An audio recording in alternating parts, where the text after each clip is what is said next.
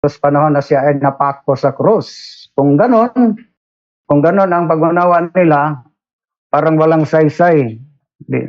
Ang i-close ko itong camera ko dito dahil makita ko ako. Bakit makita ko dito sa aking camera?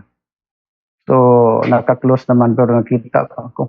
So, walang saysay ang iglesia o simbahan na tinatag ng ating Panginoon Jesus, walang saysay ang mga sakramento, especially yung sacrament of baptism na itinayo ng ating Panginoon Jesus panahon na siya ay muling nabuhay. Kung ganon ang pag-unawa nila, yung redemption ay magresulta ng once saved, always saved. Siguro hindi nila lubos na unawaan ano po ba ang kahulugan, ang ibig sabihin ng once saved, really saved.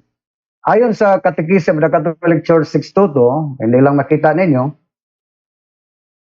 the redemption won by Christ consists in this, that He came to give His life as a ransom for many. Ayon sa Mateo 20:28, so that is His love to the end. John chapter 13 verse 1, so that they might be ransom. Ibig sabihin sa ano pa sa mga jewelry o yung pawn shop, kabali mortgage man siguro English yung naperinda natin Brother Jando, o sangla. Then ransom, bali tubos ang ating Panginoon from the total which inherited from fathers. Ayon sa 1 Peter chapter 1 verse 18. So ibig sabihin na ang redemption ay walang iba ang nagawa, ang ating Panginoong Hesus. Hindi tayo ang nagawa. Bakit may kasaysayan po ng redemption na ginawa ng ating Panginoong Hesus? Dahil sa panahon ng ating unang mga magulang na si Adan at si Eva na nagkasala ayon sa Genesis 3, 6 o 3 hanggang 6 o 7, na pinabawalan sila pagkain ng bungang kahoy sa gitna ng hardin. Dahil pag makakain sila, ang resulta ay death penalty, ay mamamatay sila. Lahat ng mga punong kahoy, bungang kahoy pwede na kainan, maliban lang sa isang kahoy nandyan sa hardin. At saka, swerte ang tao na nilikha ng Diyos dahil perfect. Si Adan at si Eva, perfect. Nandyan sa kanila ang preternatural gift, supernatural gift. Ibig sabihin, freedom from sickness, freedom from death. So, walang kamatayan. At saka, perfect dahil holy. Nandyan sa kanila ang supernatural gift, yung sanctifying grace. Ibig sabihin, banal na banal ang taong ginawa ng Diyos. Ngunit panahon na sila ay nagkasala dahil yung demonyo o si Satanas ay ginamit niya ang curiosity. In short, nahulog ang tao sa kasalanan. So pagkahulog ng kasalanan ng tao, so kumbaga yung titulo ng tao ay nazangla ni Satanas, yung preternatural gift at supernatural gift, yung sanctifiers na sa kanila. At ang epekto ng kanilang kasalanan ay sila ay mamamatay at nawala sa kanila ang sanctifying grace, preternatural gift, yun dahilan na namamatay sila, at totally naputol ang relasyon sa pagitan ng Diyos at sa tao dahil sa sala ni Adan at ni Eva at pinalaya sa hardin. Ngunit swerte ang tao sa panahon na nagkasala dahil may ipinadala ang kaisa-isa ng anak na naging tao. Diba? Ikalawang persona ng Holy Trinity. Yung mga fallen angel, yung anghel nagkasala, walang Diyos na nagligtas sa kanila. Yun ang dahilan na itinapon sila sa impyerno. Pero swerte ang tao sa panahon nagkasala, kahit na sila po ay naalipin na nakasalanan, alipin na sa demonyo, pero may ikalawang persona ng Diyos na ipinadala ng Ama. Ayon sa Juan 3:16, common ito na verse, yung unang ikalawang na-memorya ko sa hindi pa ako yung Mateo 16 at 3 John 3:16. Dahil palagi gamitin sa eskwelahan. Sapagkat gayon na lamang ang pag-ibig ng Diyos sa sangkatauhan, yung Diyos Ama, ha? Kaya't ibinigay niya ang kanyang kaisa-isang anak upang ang sinumang sumampalataya sa kanya ay hindi mapahamak, kundi magkaroon ng buhay na walang hanggan. So to say na yung mga kapatid natin born again, makabasa lang sa John 3:16, tapos nilminasa, ligtas na sila dahil sumampalataya siya sa pinadalang anak, kaisa-isang anak, bugtong anak, sa Ama. Ibig sabihin, pag walang Biblia at hindi sa logic, pag ang Katoliko ay hindi pa nag-compile ng Biblia, wala silang mabasa ng John 3:16, di wala silang kaligtasan. Dahil pagkatapos lang nabasa John 3:16, conclude din sila na ligtas na po sila dahil sumampalataya na sila. So yun ang tinatawag na justification. According to Catholic Catechism of the Catholic Church, kung ating basahin ang CCC 1996, ano po ba ang ibig sabihin ng justification? Ginawa tayong karapat-dapat dahil kahit pa tayong lahat ay ipako sa krus, walang saysay dahil ang tao nakakommit ng infinite offense, kailangan ang infinite sacrifice at hindi yun magawa ng tao.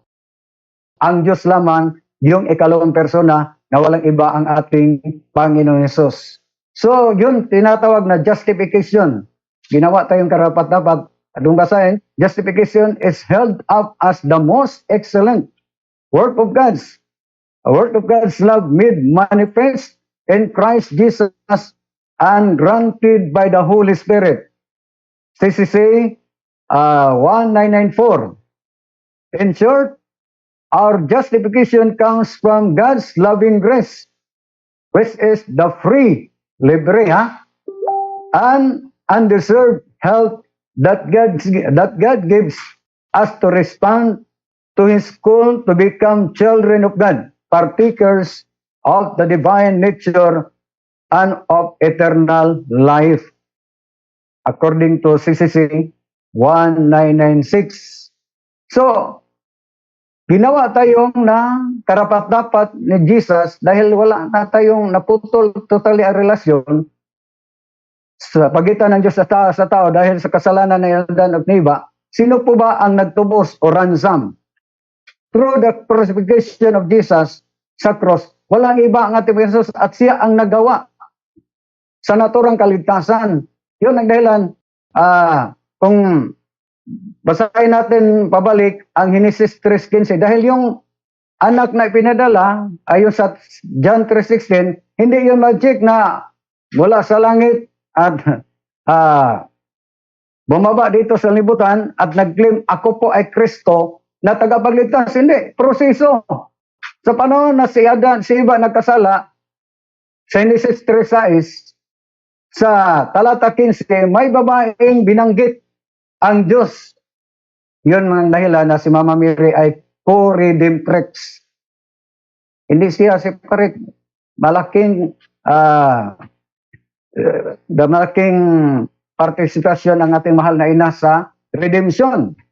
Sa Genesis 3:15, nagbanggit na isang babae hindi pinangalanan. Kung ating basahin lang, kayo ng babae, aking pag-awayin, binhi niya lagi kong paglalabanin. Ang binhi niya ang dudurog sa iyong ulo at sakong niya'y ikaw ang tutuklaw. So may binanggit siyang babae pero hindi pinangalanan.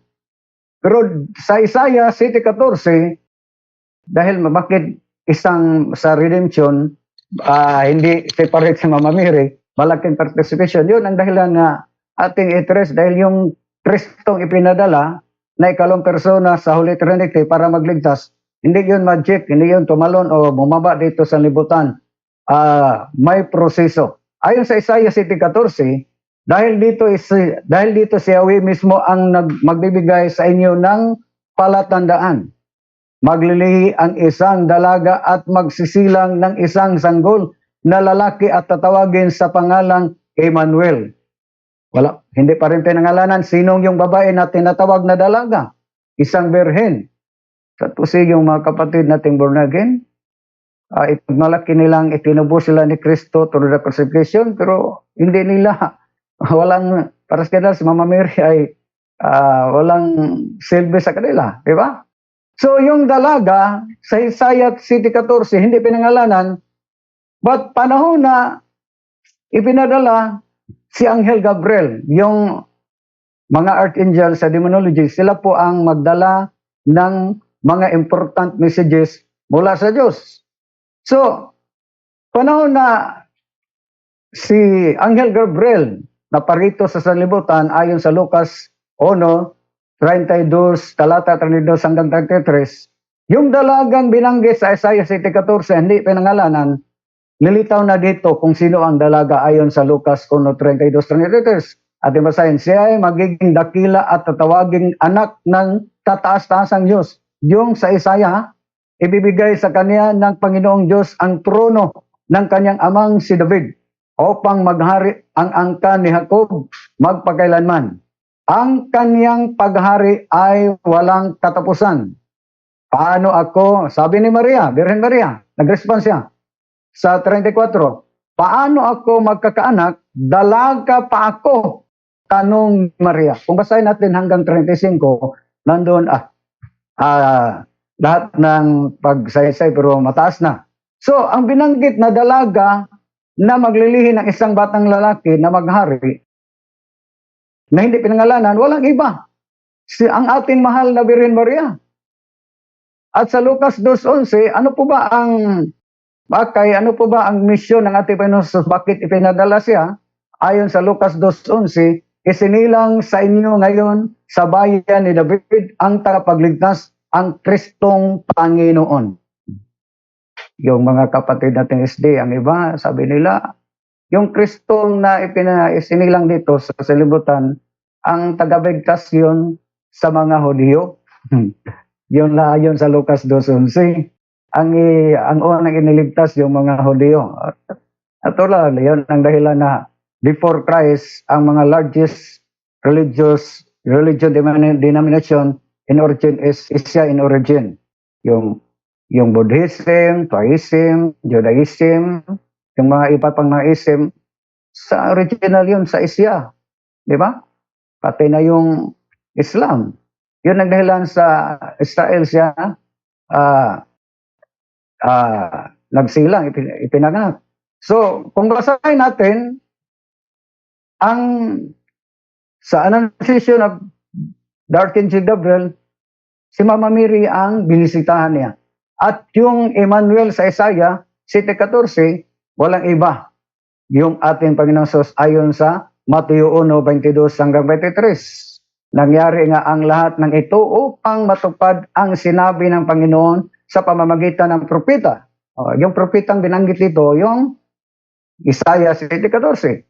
Maglilihi ang isang birhen o dalaga at magsisilang ng isang sanggol na lalaki at tatawagin itong Emmanuel. So, yung 7:14 binanggit ay walang iba pala ang ating mahal na Birhen Maria. Bakit ang Kristong tagabaligtas na tunay na Diyos? Ano ba? Ano pa siya? Sa Bisaya pa, agi pa siyang Birhen Maria, di ba? Dahil kung basahin natin San Juan 4:24, ang Diyos ay purely spirit, walang laman at walang buto. Yun ang dahilan sa paano niya iligtas ang sanlibutan. Yun ang dahilan na kumuha siya ng laman o katawan sa ating mahal na Birhen Maria para gamitin niya para paligtas ang lahat ng tao. Ayon sa Hebreo 2:14, dahil sa ang mga anak ay tinutukoy niya ay tao. Naging tao rin si Jesus. Bakit naging tao siya? Dahil ipinaglihi siya kang Birhen Maria. At tulad nila'y may laman at dugo. Kailangan ang laman at dugo ng ikalawang persona ito po ang ginamit niya sa pagligtas. Ginawa niya ito upang sa pamamagitan ng kanyang kamatayan at mawasak niya ang dyablo na siyang may kapangyarihan sa kamatayan. So, ibig sabihin, ang katawan ng ating Panginoon Sus, saan po ba nagmula? Mula sa kang Birhen Maria. Yung isang paborito ng mga kapatid natin barangay, yung 1 John chapter 1 verse 7, na nilinis ng ating kasalanan sa dugo ni Kristo. Saan po ba galing yung dugo ni Kristo na nilinis? Hindi naman siguro galing yon sa walang debate, walang argumento, galing kang Birhen Maria. Kung ating basahin, ngunit kung si Mama Mary pa ay makasalanan, ibig sabihin, marumi si Mama Mary, ibig sabihin yung dugo na nilinis ni Kristo mula. Galing yung kang Birhen Maria. Paano makalinis yung dugo pag isang dugo ay marumi? Di mula sa isang tao makasalanan. Para sa kanila, si Mama Mary, yung mga born again, pagtanungin natin, wala na silang sala. Pero si Mama Mary, tanungin natin, si Mama Mary ay may kasalanan pa. Kawawa si Mama Mary pag ang mga born again, ang aral ng mga born again ang ating panilalaan. Kung ating basahin ngunit kung namumuhay tayo sa liwanag, gaya niya na nasa liwanag tayo'y nagkakaisa, at ang lahat ng ating kasalanan ay nililinis ng dugo ni Jesus sa kanyang anak. So, na kanyang anak, sino po ba? So, ang dugo na nilinis sa ating kasalanan through the redemption process of salvation, mula kang Birhen Maria. So, hindi natin madideny. Yun na sabi sa Efeso 2:8, yun ang isang pinaka-paborito ng mga born again. Pero hindi nila ituloy yung 9 dahil medyo sumasalungat na silang kagustuhan, di ba? Dalasan, Efeso 2:8 lang. Naalala ko yun si Engineer Felix Apat, kapitbahay ni Tony Brother John doon sa Barangay Pulon sa Osamis, na mga 4 years siya naging born again sa Foursquare. Isa yung Efeso 2:8. Pagbasa niya hanggang 10, so tinanong niya ang pastor, bakit hanggang 8 lang po tayo? Hindi natin ituloy yung 9 at saka 10. Sabi ng pastor, wala na yung saysay yung 9 at sa 10. Ang pinaka-importante yung 8 lang. Yun ang dahilan na medyo nag-doubt na si Engineer Felix Apat, Bispo Saint Testimony, dahil siya isang minister sa parokya po ni Santa Teresita. Panahon nga kami po ang nagbigay ng mga speaker sa kanilang renewal. So, kung ating masaan yun, ang pinaka-favorite nila, sapagkat dahil sa kagandahang loob ng Diyos, kayo ay naligtas, past tense, sa pamamagitan ng panampalataya. Dapat sumampalataya tayo, hindi naman tayo tutol na isa sa mga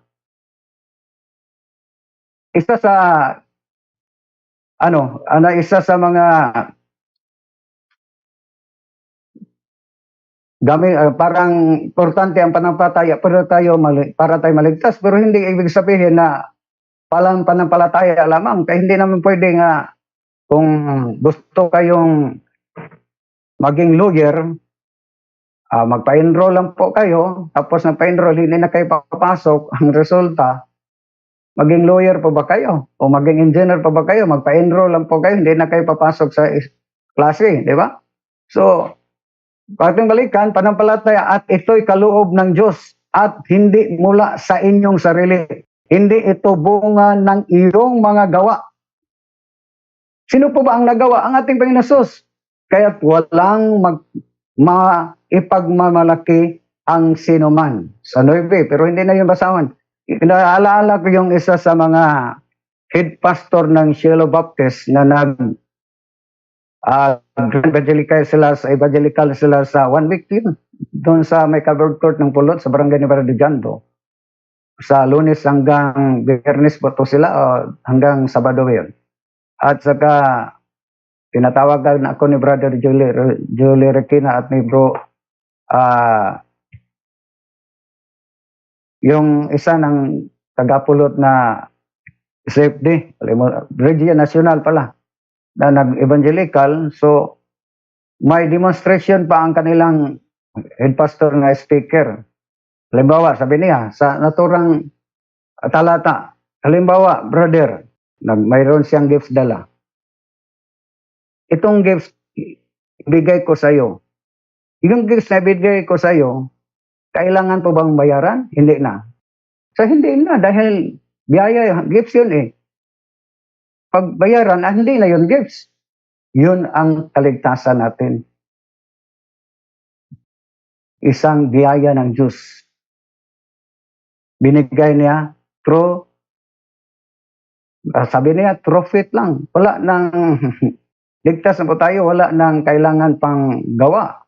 Pero hindi na ituloy yung noivia, lalong-lalo na sa Diyos. Yun ang redemption. Walang ibang nagawa para po tayo maligtas, ang ating Panginoon Sus. Isa sa mga, kung basahin natin Episodos 15:16, ipinagkaisa tayo sa Diyos sa pamamagitan ng kamatayan ni Kristo sa cross. Ibig sabihin, sa panahon na naputol ang relasyon sa pagitan ng Diyos at sa tao dahil sa kasalanan ni Adan at ni Eva, sino po ba ang nagtubos? O sa amin sa Bisaya, naglukat, kung baga, napirinda o nasangla. Sino po ba ang naglukat? Hindi ang tao ang nagtubos. Si Kristo. At siya ang naggawa sa kaligtasan. So, sa pamamagitan ng kamatayan ni Kristo sa Diyos, ay nakiisa tayo ulit sa Diyos. Yun ang redemption. Pero hindi yun si Ulises. Bakit? Kung basahin natin ang Tito 3:5, 7, isa sa mga nakadiskasyon ko sa programa ko sa DixOC, na ang aking title ng aking programa ay Pagsusuri sa Katotohanan, isang pastor ng Grace Gospel, certain Reina ang kaniyang apelyido. Isa yon sa pinakapiborito ng talata, ang Tito 3:5. Kung ating basahin, lalong-lalo na yung mga inosenteng mga Katoliko, madinggoy, ating basahin, iniligtas niya tayo. Ibig sabihin, iniligtas past tense. Tayo, kasama San Pablo. Tayo man, San Pablo ang nagsulat. Hindi dahil sa ating mabubuting gawa. So hindi na kailangan ang mabubuting gawa na iniligtas tayo, kundi dahil sa kanyang habag sa atin. Tayo iniligtas niya sa pamamagitan ng Espiritu Santo na naghugas sa atin upang tayo ipinanak na muli at magkaroon ng bagong buhay. Pero tinanong ko siya, naturang pastor, yung kaligtasan sa Tito 3:5, pastor, na past tense kasama San Pablo, yun, anong klaseng kaligtasan yun? Siya, eternal life, kapatid. So, ibig sabihin, yung eternal life, nakamit na nimong ngayon, hanggang ngayon. Ngayon. So, ngayon din, nakamit na.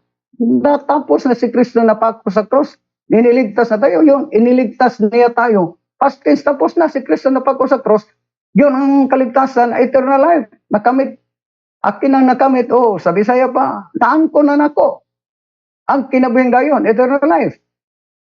Kung aking basahin, pastor, sa talata, aking pang nilogic, pati si San Pablo ang nagsulat, naligtas siya, nakamit na po niya ang eternal life. Oh, buhay na walang hanggan. So, siya ang nagsabi na ligtas siya. Bakit hindi niya nakamit ang buhay na walang hanggan? Kung aking basahin ang talata 7, pastor, na si San Pablo ay ating basahin ng 7, ha? Yun ang dahilan na nag-walk out siya at lumabas at hindi na babalik sa aking programa.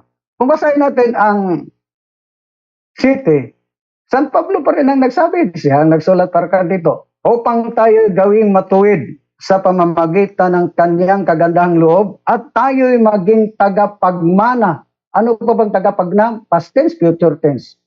At inaasahan nating buhay na walang hanggan. San Pablo pa ay hindi pa niya nakamit ang buhay na walang hanggang. Sa Bisaya pa, naghulat pa siya. Naglaom pa siya. tagapagmana na inaasahan nating buhay na walang hanggan. Sinanong ko siya, si San Pablo nga nagsulat sa Tito 3:5, kama 7, ay naghintay pa sa buhay na walang hanggan. Samantalang kayo ay nagbasa lang sa sulat ni San Pablo, ay hindi na kayo maghintay sa buhay na walang hanggan. Sino bang ating panilulaan? San Pablo ay kayo. San Pablo ang nagsulat ay naghintay sa buhay na walang hanggan. Samantalang kayo ay nakamit muna ang buhay na walang hanggan o eternal life. Yun ang dahilan nag-walk out siya at umuwi. At yun, last niyang kasama sa ating programa. So, yun ang redemption. Yun ang redemption na si Kristo po ang nagawa at walang iba para tayo maligtas. Hindi na kailangan ang mabuting gawa dahil ang ating Panginoon ang nagawa para po tayo maligtas. Yun ang dahilan sa 1 Corinto 4:5 hanggang 5, si San Pablo mismo hindi pa hindi pa niya inangkin na siya sa sarili na siya ay ligtas na. Ang basahin ang naturang talata, malinis ang aking budhi, subalit hindi iyon katibayan na ako'y walang kasalanan. Si San Pablo, hindi niya kiniklaim sarili niya na wala na siyang kasalanan, makasalanan pa siya. Samantalang nandito pa siya sa salibutan. Ngunit yung mga born again na basa sa talata, sulat ni San Pablo, kung tanungin natin, wala na silang kasalanan. Di ba? Sino ba bang ating paniluan? Ang born again o si San Pablo? Ano lang, yung mga talata ni San Pablo, putol-putulin, baka hindi basahin lahat. Parang Bible text selection lang. Iselect lang yung kung saan ang papabor sa kanila. Wala akong kasalanan. Ibig sabihin, inaamin pang San Pablo na siya ay makasalanan. Ang Panginoon ang humahatol sa akin. Sila ng sarili lang sa kanila ang naghatol na sila ay ligtas na. Kaya huwag kayong humatol nang wala pa ang panahon. Maghintay kayo sa pagdating ng Panginoon. Ang palusot ng ibang bagay noon ay hindi yung hatol na spiritual na judgment, brother. Isa yung human judgment yun. Parang pang sanlibutan lang o pang tao lang na judgment. Pero ang sabi sa ito, maghintay kayo sa pagdating ng Panginoon. Siya ang maglalantad ng mga bagay na ngayon natatago sa kadiliman at maghahayag ng mga lihim na hangarin ng bawat isa. Sa panahong iyon, bawat isa ay bibigyan ng Diyos na angkop na parangal. So, ibig sabihin, may tatlong step po tayo sa kaligtasan, tatlong hakbang. Una, yung redemption, yung justification. Pangalawa, yung sanctification. Pangatlo, yung glorification. Pero hindi na natin hanggang sanctification lang muna tayo. So, kung ating basahin, isa pang talata nga sumasalungat sa ilahang kiniklaim na one step only step na nakamit na nila ang buhay na walang hanggang sa panahon nandito pa sila, buhay pa sila, nandito pa sila sa salibutan. Pero sumasalungat sa aral ni San Pablo, pati hindi ko nakarinig yung mga born again mabasa ng Roma 8:23. Kung ating basahin Roma 8:23, at hindi lamang ang sanglilikha, kundi tayong mga tumanggap na ang Espiritu bilang unang kaloob mula sa Diyos ay dumarating din ang habang hinihintay natin ang paghayag ng ating pagiging mga anak ng Diyos at ang pagpapalaya sa ating mga katawan. Si San Pablo ay naghihintay pa na siya po ay magiging anak sa Diyos. Na yung sa ibang salin ito, lalong sa Bisaya na maghula tayo hangtod nga kung tanos akita sa grupon nga anak sa Diyos. Di ba? Pero sila, magkabasa lang Juan 1:12, pagtapos ng basa, anak ng Diyos sila. Pero sa Pablo, naghintay pa.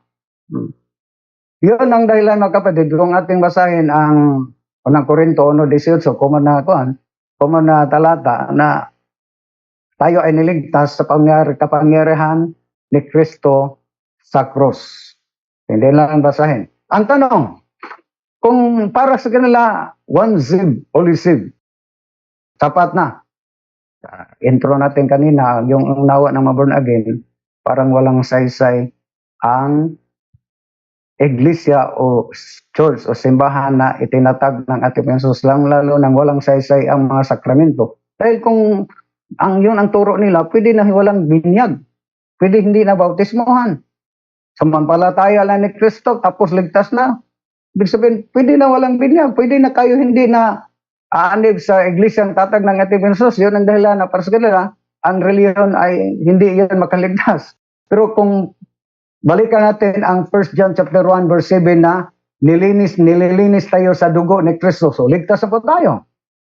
Pero bakit sa talata 8, hindi man nila basahin. At basahin wala sa city. Ngunit kung mamumuhay tayo ng liwanag gaya niya na nasa liwanag, tayo nagkakaisa at ang lahat ng ating kasalanan ay nililinis na ng dugo ni Jesus sa kanyang anak, na kanyang anak. Ang 8, ligtas na tayo, wala natin kasalanan dahil nililinis na. Pero bakit sa 8? Kung sinasabi natin tayo walang kasalanan, dinadaya natin ang ating sarili. Diba? Sumasalungat sa kanilang pag-unawa sa city. Na sila ay wala ng kasalanan dahil nililinis na ni Kristo sa kanyang dugo ang lahat nating kasalanan. Pero bakit sa 8? Pag magsasabi tayong wala yung kasalanan, dinadaya natin ang ating sarili at wala sa atin ang katotohanan. Sa 9, subalit kung ipinahayag natin ang ating mga kasalanan, sa ibang salin, kung ikumpisal natin ang ating kasalanan, bakit mayroon pang kumpisal? Na nilinis naman tayo sa city ng dugo. Di wala ng kasalanan. Bakit may kumpisal pa sa 9, talata 9? Patatawarin tayo ng Diyos sa mga ito at lilinisin tayo sa lahat ng ating kasalanan sapagkat siya ay tapat na matuwid. So yun, ang mga born again, pag magbasa ng 1 John chapter 1 verse 7 hanggang 7 lang sila, hindi na labasan yung 8 at saka 9 dahil sumasalungat na sa kanilang gusto. So dito tayo sa sanctification, sayang lang hindi makita yung selection natin. From justification through redemption, dito sa sanctification. Ano po ba ang ibig sabihin sa sanctification? Ayon sa CCC o Catechism of the Catholic Church 1999, kung ating basahin, sanctification, the grace of Christ, grasya na ni Kristo, is the gratuitous, mahirap sa i-pronounce, gift that God makes to us of His own life, induced by the Holy Spirit into our soul to heal it of sin and to sanctify it. It is the sanctifying or defying grace received in baptism. It is as the source of the word of sanctification. Therefore, if anyone is in Christ, he is a new creation. The old has passed away. Behold, the new has come. All that is from God, who through Christ reconciled us to Himself. So, ang tanong, mga born again, kung sapat na ang redemption na iniligtas tayo ng ating Panginoon sa cross, bakit sa panahon na siya ay muling nabuhay, nag-utos pa siya ng sakramento o nagtayo pa siya ng sakramento ng una, sacrament of baptism. Kung iniligtas na tayo, panahon na siya ay muling nabuhay, bakit nag-institute pa siya ng mga sakramento? At una niyang in-institute yung sacrament of baptism ayon sa Marcos 10. Ang daming mga born again, tinanong ko. So, sapat na yung napako si Kristo sa krus at nilinis ang ating kasalanan. Pasto, sapat na. Bakit sa panahon na si Kristo ay muling nabuhay, mayroon pang utos niya patungkol sa bautismo? Kung ating basahin ang Marcos 16, 15-16, di sumasalungat na sa kanilang aral. Di ba? Sinabi niya sa kanila, umayo kayo, sino ang sinasabihin ng mga alagad o pusol? Umayo kayo sa buong sanlibutan. Ipangaral ang ebanghelyo sa lahat ng nilikha. Ang sinumang sumampalataya at mapabautismohan ay maliligtas. Ang sinumang hindi sumampalataya ay hahatulan. Ligtas na tayo panahon na si Kristo ay napako sa cross. Bakit mayroon pang bautismo? At hindi sumampalataya, hindi magpabautismo ay hahatulan. Diba? So, yun ang dahilan na tapos na muling nabuhay si Kristo, ang kanyang tinatag na simbahan, itinayo na simbahan, wala iba, ang simbahang Katoliko, yun ang inatasan niya sa patuloy sa paggawa ng kaligtasan. Una ang mga apostol, at dalawa ang utos niya. Yung Marcos 16 ay tumutukoy yun sa natawag nating adult baptism dahil i-undergo pa sakit na kaminit. Yun ang, dahil sa panahon na si Kristo ay muling nabuhay, ang genuine ng tagasunod niya, tunay na tagasunod niya, yung 120 person lang. Yung sa the New Book of Knowledge, Encyclopedia Volume 16, the history of the Roman Catholic Church began in Upper Rome in Jerusalem almost 2,000 years ago. About 120 persons were gathered there. 120 person lang ang genuine na tagasunod na ating Panginoon. So, yun ang dahilan na, halimbawa, pagdating ni Father Pedro Valerama dito sa Pinas, hindi naman sa nangita ng humanap ng mga sanggol. Mga pinangalanan niya yung mga matanda, yung mga magulang. Di ba? So, retirado yun sa adult baptism na tinatawag na fide acquisita, acquired faith. Kailangan pa na pag-aralanan, ikakaminig pa at bautismahan. Ngunit ang isa, yung sa mga sanggol, kung basahin natin Mateo 28 hanggang 20, na bautismuhan tapos turuan. Ibig sabihin, para yung sa tanggol, dahil bautismuhan muna tapos turuan. So ang sa Marcos, turuan tapos bautismuhan. Pero sa Mateo 28 20, bautismuhan una tapos turuan.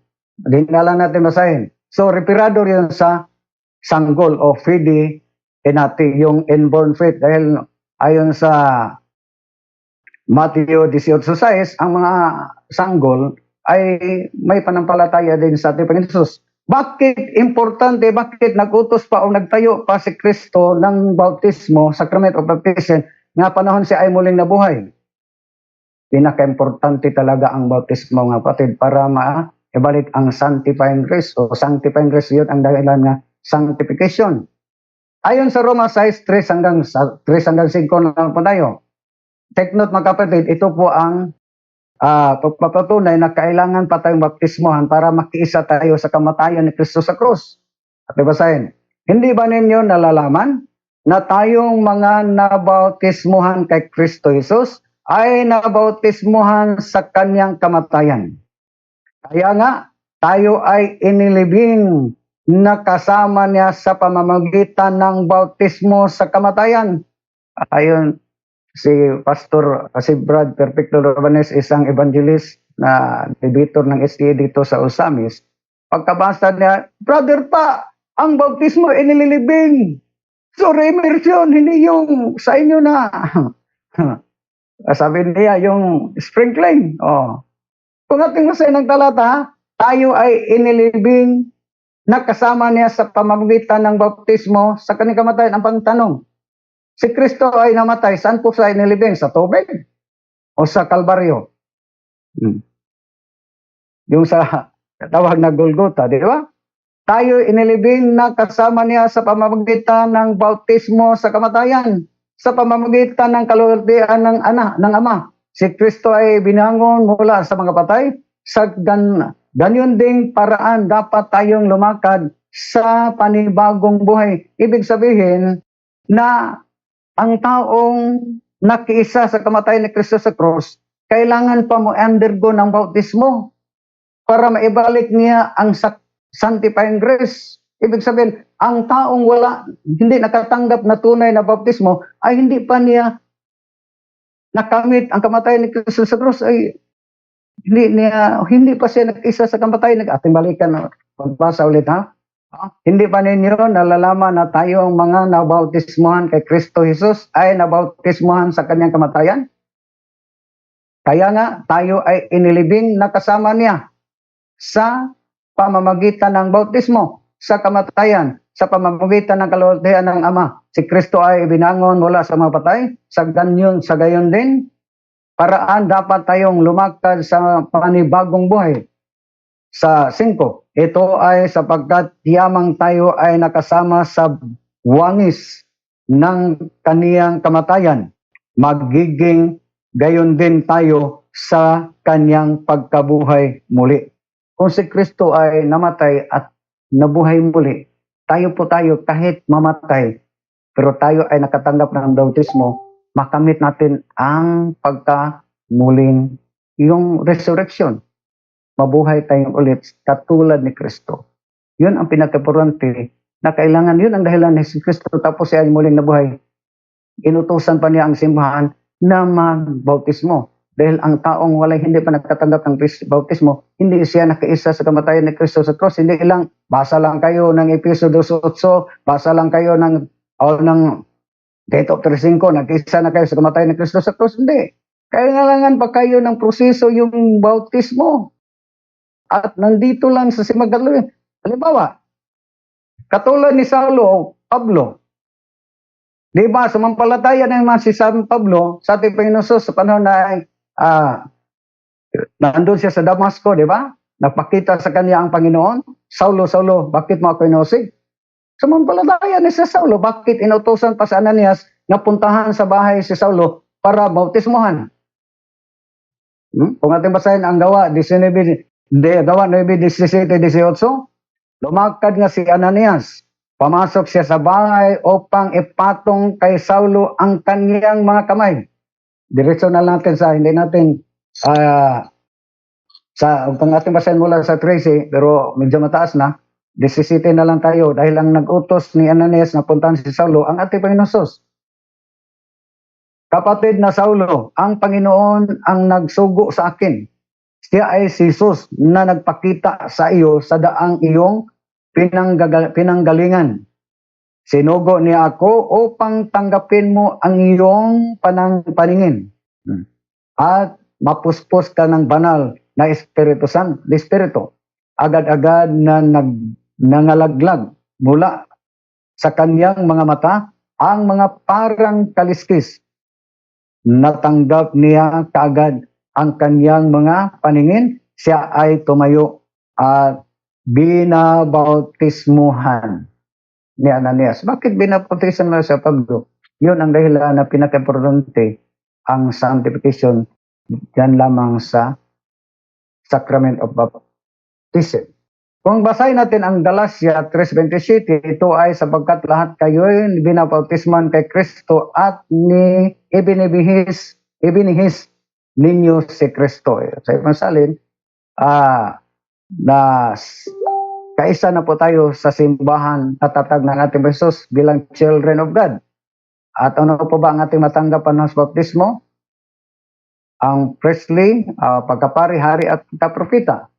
Yun mga kapatid na kailangan pa ang baptismo. Ngunit, pangatlo, yung glorification na hindi na natin sa susunod lang siya. Yun ang glorification na harap na tayo ng hukom para makamit na natin ang buhay na walang hanggan na nandun na tayo sa langit. Yung particular judgment, yung kailangan na ang gawa, di ba? Panahon sa hukom para makamit natin ang buhay na walang hanggan para makapunta sa langit. Yun ang tinatawag na glorification. Pero hindi natin hanggang sa sanctification lang muna tayo. Medyo mataas na. Yun lang ating sana nakabigay tayo ng konting kaunawaan, paglilinaw sa inaangkin, kiniklaim ng mga born again, ang redemption nga gawa ng ating Panginoon sa kaligtasan ay para sila, sapat na yon. Hindi na kailangan ang bautismo, hindi na kailangan ang simbahan. So isang maling unawa yun mga kapatid. So yun lang, Brother Jando. Maraming salamat. Sana nakabigay tayo ng konting kaliwanagan patungkol sa ating topiko ngayon. God bless us all. Back to you, Brother Jando.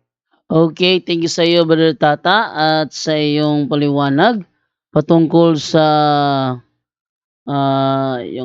wait lang. Okay, ito na. So, salamat sa iyong magandang topic about sa once you're always saved.